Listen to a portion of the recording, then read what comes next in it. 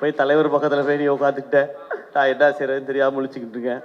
ஒரு ஒரு 4 மாடி பில்டிங் ஆஃபீஸ் ஒன்று இருக்குது. அதில் வந்து ஒரு 40 பேர் வேலை செய்கிறாங்க, 80 பேர் வேலை. நான் அப்போ நான் கூப்பிடல, நீங்கள் சொல்லக்கூடாதுன்றதுக்காக நான் மேடையிலே பதிவு பண்ணுறேன். இது நம்ம புள்ளனா அப்படின்னு சொல்கிற மாதிரி கமல் சார் ஒருத்தரை பார்த்து சொன்னார், இவர் நம்ம ஆளுங்க சினிமாவில் சம்பாரிச்சது திருப்பி சினிமாக்கே கொண்டு வரணும்னு நினைக்கிறாரு, எனக்கு ரொம்ப பிடிச்சது இந்த விஷயம் அப்படின்னு சொல்லி பேசப்பட்ட ஒருத்தர் நேற்று சவுத் இந்தியன் சினிமாவோட ஒரு மிகப்பெரிய மேடையில் பெஸ்ட் ஆக்டர் அப்படின்னு சொல்லிட்டு விருது வாங்கி இன்னைக்கு ஒரு ப்ரொடியூசராக இந்த அரங்கத்திற்கு வந்திருக்கக்கூடிய ஒருத்தர். ஏன்னா தவறான படைப்புகளை எங்கே இருந்தாலும் எப்படியும் வந்து தவறிடக்கூடாது, நல்ல தரமான படைப்பு இருக்குன்னா அதை தேடி தேடி ஓடி ஓடி அதை மக்கள்கிட்ட எடுத்துகிட்டு போய் சேர்க்கணும் அப்படின்னு நினைக்கிற ஒருத்தர் எங்க எல்லாருக்கும் பிடித்த அந்த நபர். கூப்பிட்டுருவோமா? எஸ், கண்டிப்பா. எங்க எல்லாரோட மனசுலயும் அப்படியே ஒரு சிம்மாசனம் போட்டு உட்கார்ந்துட்டு இருக்கிற பிரின்ஸ் எல்லாம் தாண்டி ராஜா. எங்க வீட்டு பிள்ளைனா எம்ஜிஆர், நம்ம வீட்டு பிள்ளைனா வேற யாரு? எங்க அண்ணன் சிவகார்த்திகேயன். வந்திருக்கிற பத்திரிகை, தொலைக்காட்சி, இணையதள நண்பர்கள், ஃபோட்டோகிராஃபர்ஸ், கேமராமேன் எல்லாருக்கும் வணக்கம். நான் எப்படியாவது 6 மணிக்கு ஸ்டார்ட் பண்ணிடணும் அப்படின்றது தான் மொத்த பிளானுமே இருந்தது. 6 மணிக்கு இதை ஸ்டார்ட் பண்ணியிருந்தா இந்நேரம் கரெக்டாக முடிஞ்சிருந்திருக்கும். பட் ஆரம்பிக்கவே அது வேறு சில காரணங்கள்னால. பட் இவ்வளோ நேரம் வெயிட் பண்ணுற எல்லாருக்கும் ரொம்ப நன்றி. இங்கே வந்திருக்கிற எங்களுடைய தாய் கிழவி டீம் எல்லாருக்கும் வணக்கம். அண்ட் முதல்ல ஸ்ரீபிரியா மேம் ரொம்ப ரொம்ப நன்றி இங்கே நீங்கள் வந்ததுக்கு. நான் வந்து உங்களுக்கு படம் காட்டணுன்னு தான் நான் சொல்லியிருந்தேன் மேம். ஏன்னா ஃபங்க்ஷனுக்கு கூப்பிட்டு உங்களை வந்து அவ்வளோ ட்ரபிள் பண்ணணுன்னு நினைக்கல நான். பட் நீங்கள் உங்களுடைய நட்பு அதன் காரணமாக நீங்கள் இங்கே வந்திருக்கீங்க. நீங்கள் அடுத்து உங்களுக்கு ப்ரீமியரில் உங்களை இன்வைட் பண்ணி கண்டிப்பாக படம் நீங்கள் பார்த்துடணும் மேம். நான் அப்போ நான் கூப்பிடல, நீங்கள் சொல்லக்கூடாதுன்றதுக்காக நான் மேடையிலே பதிவு பண்ணுறேன். And Sarathkumar sir, thank you sir. உங்களுடைய ஆழி படத்துக்கும் எங்களுடைய வாழ்த்துக்கள் சார். 2 படமும் பெரிய சக்ஸஸ் ஆகட்டும். இங்கே வந்து நிரோஷா மேம் அண்ட் ராதிகா மேமோட ஃபேமிலி, ராகுலாக இருக்கட்டும் அண்ட் மேம் உங்களுக்கு எல்லாருக்கும், அவங்களுடைய ஃப்ரெண்ட்ஸ் எல்லாருக்கும் என்னுடைய வணக்கம், நன்றி. இரா சரவணண்ணா ரொம்ப நன்றி, நீங்கள் வந்ததுக்கும் நீங்கள் பேசினதுக்கும் இவ்வளோ வருஷமாக நீங்கள் கொடுத்துட்ருக்க அன்புக்கும் சப்போர்ட்டுக்கும் ரொம்ப ரொம்ப நன்றிண்ணா. உங்களை நான் எழுத்தாளராகவும் பத்திரிகையாளராகவும் ஒரு இயக்குனராகவும் ரொம்ப ரொம்ப ரசிச்சிருக்கேன். அதை விட அதிகமாக ரசிக்கிறது ஒரு அண்ணனா. ரொம்ப ரொம்ப நன்றிண்ணா. இங்கே வந்திருக்கிற இயக்குநர்கள் எல்லாருக்கும் சரி, அவங்களுக்குலாம் நான் அப்புறம் வரேன், ஏன்னா அதுக்குள்ளே இருக்குது. சிபி, தேங்க்யூ ஸோ மச் வந்ததுக்கு. இப்போ நீங்கள் தலைவர் பட டைரக்டர், நீங்கள் வந்து இவ்வளோ நேரம் இருந்து நிகழ்ச்சியை சிறப்பித்து கொடுத்ததுக்கு ரொம்ப ரொம்ப நன்றி. பெரிய விஷயம். ஆனால் சிபி, நம்ம 2 பேர் தான் படம் பண்ணுறதா இருந்துச்சு சுதனோட. நீ மட்டும் எஸ்கேப் ஆகிட்ட என்னைய விட்டு.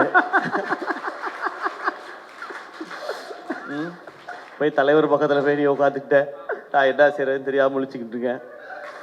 ஓகே, இருந்தாலும் நான் திரும்ப வரணும். அண்ணா அக்ரிமெண்ட் போட்டிருக்கீல்ல, அது போதும். Okay okay, thank you Sibi. And Karthik வேணுகோபாலுக்கு அப்புறம் வரேன். சூரியண்ண, லவ் யூண்ணே. அதாவது நம்ம இன்னும் ஒரு 30 வருஷம் கழிச்சு நம்ம அவங்க 2 பேர் மாதிரி இருக்கணும்ண்ணே, நம்ம 2 பேர். மேம் இருங்க ப்ளீஸ் மேம், நட்பை பற்றி பேசிகிட்டு இருக்கேன் மேம் நான். ஆமாம் மேம், 2 பேரும் நீங்கள் 2 பேரும் லேடிஸாக மாறிடுவீங்களான்னு கேட்குறாங்க மேம். நாங்கள் மாறுறதுக்கு ரெடினாலும் பார்க்குறதுக்கு யார் இருக்கான்னு தெரியல. நான் ஒரு தடவை மாறி இருக்கேன் ஒரே ஒரு படத்தில். அண்ணனை இப்போ அந்த கெட்டப்பில் பார்க்கணும்.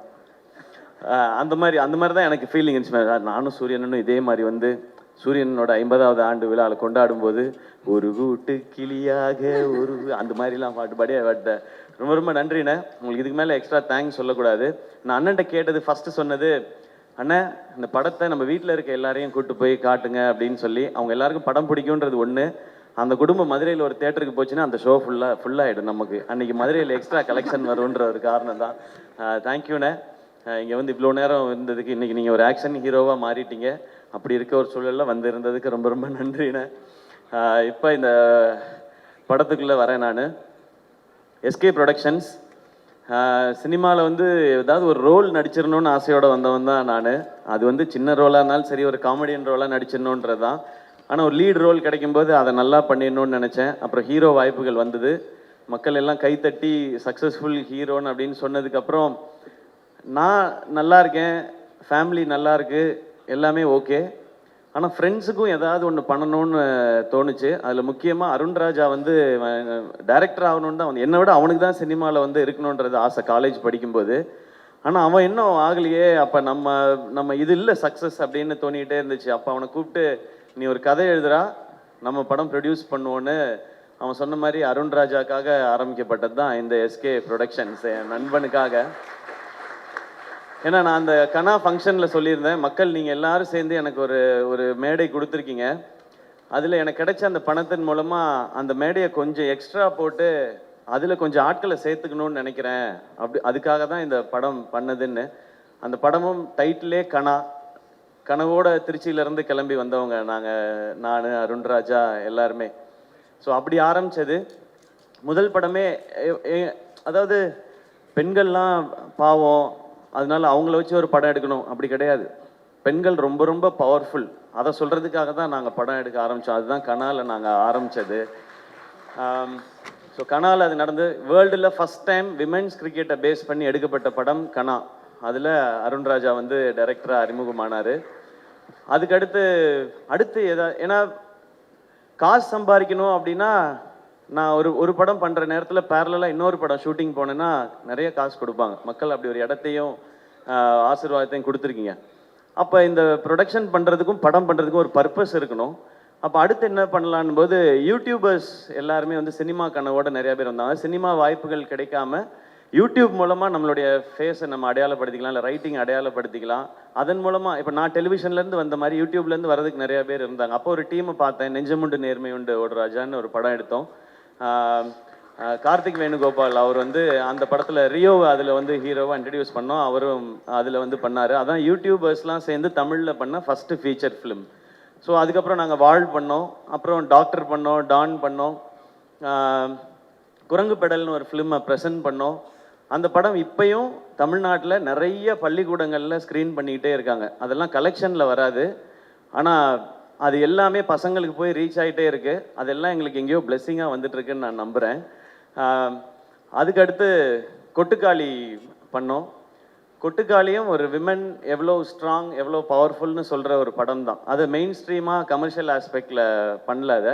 ஆனால் இப்படி ஒரு கதையை ஏன் நம்ம இங்கே சொல்லி பார்க்கக்கூடாதுன்னு பிஎஸ் வினோத்ராஜ்ன்ற ஒரு டேலண்ட்டை செலிப்ரேட் பண்ணுறதுக்காக பண்ணப்பட்ட படம் தான்.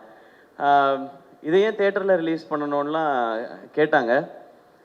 ஏன் தேட்டரில் ரிலீஸ் பண்ணக்கூடாது, இந்த மாதிரி படத்தை ஆடியன்ஸ் ஒரு தடவை முயற்சி பண்ணிட்டோம். நான் டீம்கிட்ட சொன்னது அதான், இந்த படத்துக்கு 2 ரியாக்ஷன் தான் இருக்கும். ஒன்று எக்ஸ்ட்ரீமாக பாராட்டுவாங்க, இல்லைன்னா எக்ஸ்ட்ரீமாக திட்டுவாங்க, எங்களுக்கு ரொம்ப ஸ்லோவாக இருக்குது புரியல. ஆனால் இது ப்ராக்டிஸ் ஆரம்பிக்கும், இதில் நடித்த எல்லாரும் வெளியில் தெரிய ஆரம்பிப்பாங்கன்னு. நான் கொட்டுக்காளியோட சக்ஸஸை நேற்றும் இன்றைக்கும் நான் ஃபீல் பண்ணிட்டேன். ஏன்னா அங்கே ஃபிலிம்ஃபேர் அவார்டுக்கு போயிருக்கும்போது மொத்தம் 8 அவார்டு அமரனுக்கு கிடச்சிது, 2 அவார்டு கொட்டுக்காளி கிடச்சிது. அதில் ஒன்று பெஸ்ட்டு டைரக்டருக்கானது, இன்னொன்று பெஸ்ட்டு ஆக்ட்ரஸ்க்கானது. பெஸ்ட் ஆக்டரில் சூரியனும் நானும் நாமினேஷனில் இருந்தோம். நான் ஜெயிச்சிட்டேனே, தேங்க்யூண்ணே. அங்கே நான் அது உணர்ந்தேன். 2வது முறையாக அந்த கொட்டுக்காளியோட சக்ஸஸை உணர்ந்தது தங்கச்சி இங்கே பேசும்போது. எங்களெல்லாம் யாருக்காவது தெரியுமான்னு நான் நினச்சிக்கிட்டே இருந்தேன். எங்களை எல்லாருக்கும் தெரியுது, அது காரணம் கொட்டுக்காளின்னு சொன்னாங்க. இந்த ஒரு காரணத்துக்காக தான் இங்கே படம் எடுக்கப்படுது. எத்தனையோ பேர் தேட்டரில் எங்கள் மூஞ்சி வராதான்னு கேட்குறாங்க. இதை வந்து நீ தேட்டரில் ரிலீஸ் பண்ணலாம். இந்த தேட்டரில் இல்லை, நாங்கள் உலகம் ஃபுல்லாக தேட்டரில் ரிலீஸ் பண்ணோம் கொட்டுக்காளியை. பெர்லினில் பார்த்தாங்க, ஜப்பானில் பார்த்தாங்க, ரஷ்யாவில் பார்த்தாங்க. நீங்கள் ரஷ்யாக்கெலாம் போனீங்கன்னா நீங்கள் தான் என்னோட ஜாஸ்தி ஃபேமஸாக இருப்பீங்க. நீங்கள் எல்லோரும் போய் பாருங்கள் அந்த பக்கம் பெர்லின், ரஷ்யாலெலாம். அதுக்காக தான் அந்த படம் பண்ணேன். ஸோ கொட்டுக்காளியோட சக்ஸஸ் இன்றைக்கி ரொம்ப நிறைவாக நான் உணர்ந்திருக்கேன். இன்னும் அந்த மாதிரி படம் வரும். அதுக்கடுத்து தாய் கிழவி, நெஞ்சமுண்டு நேர்மை உண்டு பண்ணும்போது ஒரு படம் நல்லா பண்ணும் இந்த டீம்னு சொல்லி கார்த்திக் வேணுகோபாலுக்கு கிடைச்ச அந்த ஆப்பர்ச்சுனிட்டி அவர் திருப்பி இந்த கம்பெனிக்கு திரும்ப செஞ்சிருக்க, அது எப்படி சொல்கிறேன்னு தெரில, அந்த நன்றியா என்ன வேணாலும் சொல்லலாம். அதுதான் இந்த தாய் கிழவி. இப்படி ஒரு கதையை அவர் கேட்ட உடனே என்கிட்ட வந்து பிரதர் ஒரு கதை இருக்குது பிரதர். அவர் கூட தான் நான் நிறைய டிஸ்கஸ் பண்ணுவேன். நான் அது ஏதோ ஒரு சிங்க் அவருக்கு எனக்கும். அவர் ஒரு வித்தியாசமாக பேசுவாப்பில், நான் ஒரு வித்தியாசமாக பேசுவேன். அது எங்களுக்குள்ள ஒரு சிங்க். இப்படி ஒரு கதை இருக்குது கேளுங்கன்னு சொன்னார். ஓகே சிவா, ஓகே கார்த்தி நீங்கள் சொல்லுங்கள் அப்படின்னு சொன்னேன்.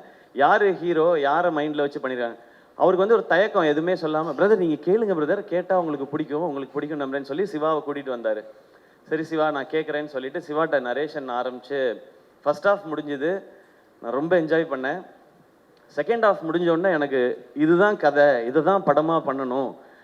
இதில் வந்து இந்த கதை, இதில் யார் ஹீரோன்றது முக்கியம் இல்லை, இந்த படத்தில் நடிக்கிற அத்தனை பேருமே ஸ்டார்ஸ், அப்படி தான் எனக்கு தோணுச்சு. அதனால இந்த கதையை உடனே பண்ணுறோன்னு அவர்கிட்ட சொன்னேன். சொல்லி முடிச்சுட்டு சிவாட்ட, சிவா நம்ம பண்ணுறோம் எல்லாம் சொல்லிட்டு சைன்லாம் பண்ணிவிட்டு நான் கலைகிட்ட சொன்னதை தான், சிவா நம்ம இது வரைக்கும் நம்ம கம்பெனியில் யாரையுமே 2 ஃபிலிம்னு சைன் பண்ணதே இல்லை, சிவாவை 2 ஃபிலிமுக்கு சைன் பண்ணுவோம் நம்ம. ஏன்னா எல்லாரும் நினச்சிட்டு இருப்பாங்க சேயோன் வந்து இப்போ தாய் கிழவி அவுட்டை பார்த்துட்டு நான் டிசைட் பண்ணிட்டேன்னு நினச்சிட்டு இருப்பாங்க அவரோட படம் பண்ணோன்னே. இவர்கிட்ட ஃபர்ஸ்ட் நாள் கதை கேட்ட அன்னைக்கு நான் டிசைட் பண்ணது இவரோட அடுத்த படம் நான் அதில் ஹீரோவாக நடிக்கிறேன்றது. அதை நான் வந்து சிவாட்ட ரொம்ப லேட்டர் ஸ்டேஜில் தான் சொன்னேன். நான் கலைகிட்ட சொல்லிட்டேன், இப்படி ஒரு ரூரல் ஸ்கிரிப்ட் இதுதான் எனக்கு ரொம்ப பிடிக்கும். ஏன்னா என் ஊருக்கு போன மாதிரி, எங்கள் அம்மாச்சி ஊருக்கு போன மாதிரி, பிரான்மலைக்கு போன மாதிரி ஒரு உணர்வை எனக்கு கொடுத்தாரு சிவா. இது ஆடியன்ஸுக்கு கொடுக்கணும், இது இந்த படம் சிறப்பாக வரும், அதே மாதிரி நம்ம ஒரு படம் ஹீரோவாக நடிக்கிறோன்றது தான். ஸோ சிவா, உங்களுடைய நரேஷன், உங்களுடைய ரைட்டிங், இதெல்லாம் தாண்டி எனக்கு பிடிச்சது உங்ககிட்ட இருக்க அந்த ஜெனுவினிட்டி. அது ரொம்ப ரொம்ப கம்மி. அது ஒருவேளை நிறைய இருந்தால் கூட இந்த இண்டஸ்ட்ரியில் இருக்கிற எக்கோ சிஸ்டம் அதை குறைச்சிக்கிட்டே தான் வரும் அது. ஆனால் அது உங்களுக்கு நடக்க விடாமல் பார்த்துக்க வேண்டியதான் என் பொறுப்புன்னு நான் நினைக்கிறேன். அதை நான் பார்த்துக்குவேன். அந்த ஜெனுவினிட்டி இந்த ஸ்கிரிப்டில் இருந்தது தான் எனக்கு இவ்வளோ பேரும் புகழ்றதுக்கு காரணம். இது வந்து இந்த கேரக்டர் ஜாஸ்தி சொல்லணும், இந்த கேரக்டர் இறக்கி சொல்லணும் அப்படிலாம் இல்லாமல் மொத்த கேரக்டர்ஸும் ஒரு ஃபேமிலி மாதிரி எடுத்துகிட்டு போய் மொத்தமாக எழுதியிருக்காங்கல்ல. உலகநாயகன் கமல் சார் படம் பார்த்துட்டு சிவாட்ட சொன்னது வந்து, இந்த படத்தில் நிறைய நட்சத்திரங்களை நீங்கள் உருவாக்கியிருக்கீங்க அப்படின்னு சொன்னார். இது இங்கே இருக்கிற எல்லாருக்குமே சேரும். அது அந்த ஜெனுவினிட்டி தான் இந்த ஸ்கிரிப்டை பண்ணணும்னு தோணுது, அந்த ஜெனுவினிட்டி தான் உங்களோட பயணிக்கணும்னு தோணுது. நீங்கள் எடுத்தது தான் எனக்கு இப்படி டெக்னீஷியன்ஸ் வேணும்னாரு. ஓகே, காஸ்டிங் மட்டும் அவர் ஒரு காஸ்டிங் கொண்டு வந்திருந்தாரு. இல்லை இது வந்து நம்ம இப்படி பண்ணலாம், அப்போ தான் இன்னும் வைடராக ரீச் ஆகும் அப்படிங்கிறத வச்சு பண்ணது. அப்புறம் ஃபைனலாக யார் இந்த ரோலை பண்ண போகிறாங்கன்னா ராதிகா மேம் அப்படின்னு சொன்னார். நான் ஏற்கனவே பேசியிருக்கேன், ஆனால் இந்த மேக்கப் அதெல்லாம் கொஞ்சம் இருக்கும்போது, மேம் இது இந்த படம் பார்த்த எல்லாரும் நாங்கள் சொல்கிறோம், பட் இந்த படம் பார்த்த இதுக்கப்புறம் மக்கள் எல்லாரும் சொல்லுவாங்க, உங்களை தவிர இதை பண்ணுறதுக்கு எனக்கு தெரிஞ்சு இந்தியாவில் ஆள் கிடையாது மேம் இந்த ரோலை பண்ணுறதுக்கு. இதை நாங்கள் வந்து ஒரு சினிமா எக்ஸ்பீரியன்ஸ்லேயோ ஹீரோலையோலாம் சொல்ல மேம், ஒரு ரசிகனாக சொல்லிக்கிட்டு இருக்கேன் மேம். உங்களுடைய அண்ட் ரொம்ப தேங்க்ஸ் மேம். ஏன்னா நடுவில் என்னாச்சுன்னா அவங்களுக்கு நீ ப்ராப்ளம் வந்து ஆப்ரேஷன் பண்ணால் தான் அதுக்கப்புறம் அவங்களுக்கு அந்த பெயின் குறையும்னு சொன்னாங்க. அதனால மேம் வந்து கேட்டிருந்தாங்க, அந்த ஆப்ரேஷன் முடிச்சுட்டு வந்து கண்டினியூ பண்ணலாமான்னு. பட் நடிச்சிட்டு இருக்க எல்லாருமே, எல்லா ஆர்டிஸ்ட்டுமே பயங்கர பிஸியான ஆர்டிஸ்ட். நீங்கள் அவங்க டேட்டை இப்போ 10 நாள் விட்டிங்கன்னா திரும்ப எல்லாரையும் அசம்பிள் பண்ணுறது ரொம்ப கஷ்டம். நான் சொன்னேன், கலை ப்ரோ எதுவுமே பேசாதீங்க மேம்கிட்ட, காலில் படார்னு விழுந்துருங்க, வேற வழியே கிடையாது, இதை மிஸ் பண்ணுன்னா நமக்கு கிடைக்காது, நீங்கள் மேம்கிட்ட போய் சொல்லணும். அப்புறம் மேம்கிட்ட எக்ஸ்பிளைன் ஒன்று புரிஞ்சுக்கிட்டாங்க, மேம் நீங்கள் நடக்கிற மாதிரி இருக்க போர்ஷன் மட்டும் அப்புறமா எடுத்துக்கிறோம், அதில் நீங்கள் மட்டும்தான் இருக்கீங்க, மற்றதெல்லாம் எல்லாரோடையும் எடுத்து முடிச்சிடறோன்னு சொல்லி ஒரே ஸ்கெடியூலில் எடுத்து முடித்தோம். அப்படி பண்ணாதான் இது பண்ண முடியும். ஏன்னா இன்னைக்கு நம்ம இந்த பக்கம் உட்காந்து படம் நல்லா வந்திருக்குன்றதுக்கு அப்புறம் நம்ம இதை பண்ணிட்டு இருக்கோம். ஆனால் அந்த கேல்குலேஷனுக்கு அது கரெக்டாக வந்து சேரணும், அந்த டேஸ்க்குள்ளே முடிக்கணுன்ற நிறையா ப்ரெஷர் இருந்தது. பட் உங்களுடைய சப்போர்ட் அண்ட் எல்லாருடைய சப்போர்ட்லேயும் சிவா வந்து என்ன டேட்டில் படம் முடிக்கிறேன்னு சொன்னாரோ அந்த டேட்டில் படத்தை முடித்தார். அதுக்கு காரணமாக இருந்த சிவகுமார் முருகேசன் அவரும் அவருடைய டீம் எல்லாருக்கும், அவங்களுடைய அசிஸ்டன்ட் டைரக்டர்ஸ் எல்லாருக்கும் வாழ்த்துக்கள். அதே மாதிரி ப்ரொடக்ஷன் டிசைனர் அவருடைய டீமுக்கு எல்லாருக்கும் நன்றி, வாழ்த்துக்கள். அண்ட் கேமராமேனோட டீம் எல்லாருக்கும் வாழ்த்துக்கள். ஏன்னா நீங்கள் எல்லாரும் டே நைட் எப்படி வேலை பார்த்தீங்கன்றது தெரியும், அதனால தான் இது சாத்தியமாச்சு. சிவகுமாரோட அப்பா அம்மா இங்கே இருக்கீங்க, இங்கே எல்லாரும் உங்களுடைய பையனை வந்து நிறையவே அப்ரிஷியேட் பண்ணுறாங்க அவருடைய திறமைக்காக. பட் அவர் ரொம்ப நல்ல பையனை நீங்கள் வளர்த்துருக்கீங்க, அதுக்காக அது உங்கள்கிட்ட நான் சொல்லணும்னு நினைக்கிறேன். அவர் கம்மியாக தான் பேசுகிறாரு, ஆனால் அவரை பற்றி எல்லாரும் நிறைய பேசுகிறாங்க, அதுதான் அவர் பண்ணியிருக்க அச்சீவ்மெண்ட்டுன்னு நினைக்கிறேன். இன்னும் அடுத்த இது இருக்குது, சேயோன்னு இருக்குது, அதில் நீங்கள் ரொம்ப சூப்பராக சொன்னீங்க, நீங்கள் ஒரு மூட்டையே கொடுத்துருக்கீங்க, நான் விளைச்சல் எடுப்பேன் அப்படின்னு சொல்லியிருக்கீங்க.